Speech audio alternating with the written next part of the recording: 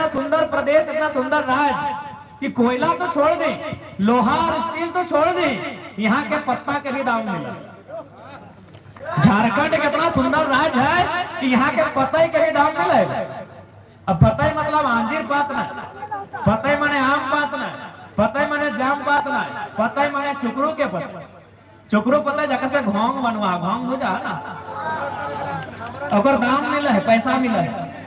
पतई यानी केंदू के पतई को, केंदू पतई जगह से बीड़ी बनो। सबसे तो बंगाल की ना तुम पतई झारखंड से, क्योंकि सबसे ज्यादा बीड़ी के शौकीन कहाँ हो? बंगाल। आई यानी केंदू पतई के दाम हमरा मिला है।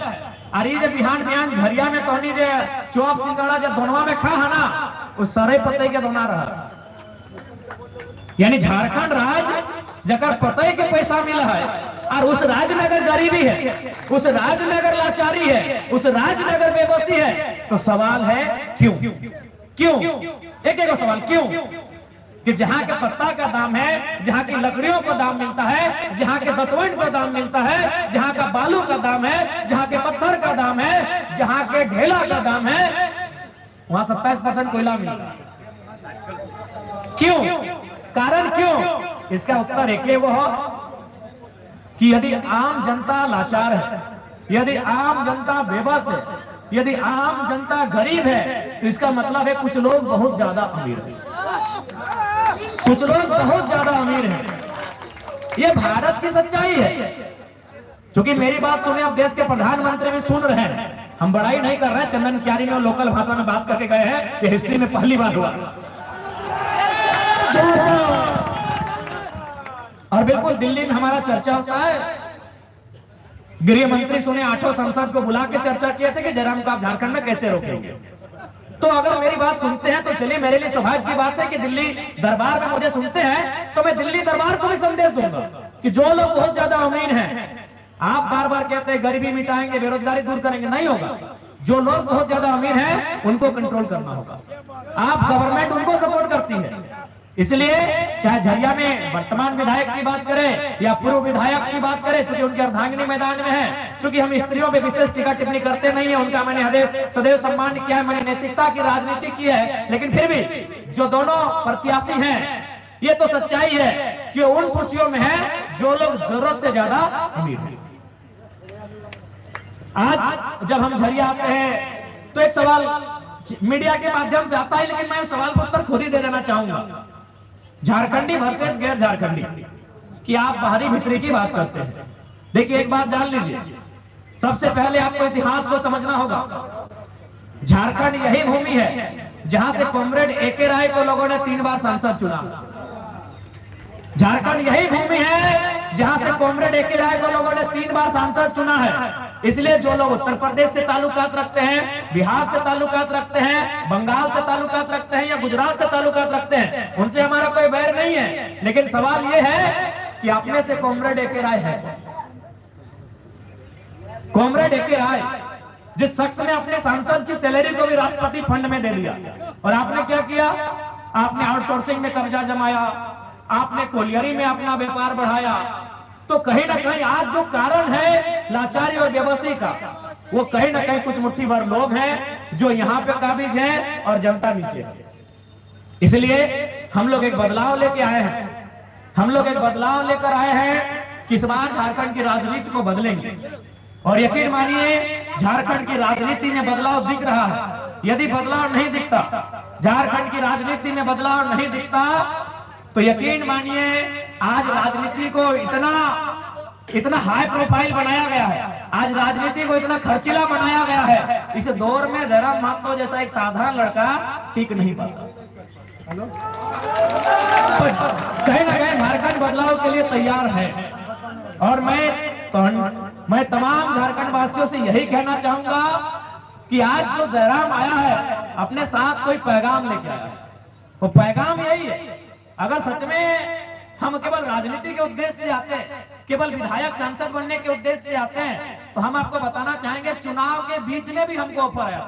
अरे चुनाव से पहले तो छोड़ दीजिए, नॉमिनेशन के बाद भी हमारा मोबाइल है, एक नया ऐप है, व्हाट्सएप और इंस्टा नहीं, एक नया ऐप है, उसको बड़े बड़े पदाधिकारी लोग अपने मोबाइल में चलाते हैं। हमें टेलीफोन आया कि आप इस ऐप को लोड कीजिए, बोला इमरजेंसी बात, हमने लोड कर लिया उसे आपको। आज भी हमने डिलीट नहीं किया है मैसेज, वहां एक ही लाइन लिखा है कि अगर आप चुनाव को बैक करेंगे तो आपको हम राज्यसभा भेज देंगे। आज भी यानी विधायक सांसद बनने के लोग मरते हैं और ये कल का लड़का राज्यसभा सांसद सीट को अपने जेब में लेके चलता है, मेरे मोबाइल में। तो हमें निजी महत्वाकांक्षा नहीं है, हमें व्यक्तिगत इच्छा नहीं है। मैं अगर आज आया हूं तो मैं इसलिए आया हूं कि 24 वर्षों से झारखंड के लोगों का जो स्वाभिमान कुचला गया था, आज आप सरकारी दफ्तर चले जाए, किसी मैनेजमेंट पदाधिकारी के दफ्तर में चले जाए, आप किसी सरकारी महकमे में चले जाए, आज 24 वर्षों में जो झारखंडियों का स्वाभिमान को जो कुचला गया था, उस स्वाभिमान को खड़ा करने के लिए जरा आया। आज इन्हीं सरजमियों में जब आंदोलन का दौर था, अनगिनत नाम है, अनगिनत किस्से हैं, चाहे वो सुरेश महतो की कहानी रहे तथा अन्य जितने भी आंदोलनकारी इसी क्षेत्र में हैं, उनकी मूर्तियां चौक चौराहा में आपको मिल जाएंगी। वो आंदोलन का दौर था, वो आंदोलन के किस्से थे कि हमने कितने संघर्ष के बाद ये राज्य लिया, हमने शहादतों के बाद इस राज्य को लिया, हमने बलिदान देने के बाद इस राज्य को लिया। तो ये राज्य जब हमारा है तो इस राज्य में मालिकाना हक हम रखते हैं, बस यही बताने जरा महत्व आया। इस राज्य में मालिकाना हक रखते हैं, लेकिन आज हमने अपने आप को इस राज्य में मजदूर मान लिया था। आज हम लाल बाबू जैसे लोगों के चरणों में जाते हैं, कुछ रुपयों की कुछ नौकरियों की मांग करते हैं। ये राज्य हमारा है।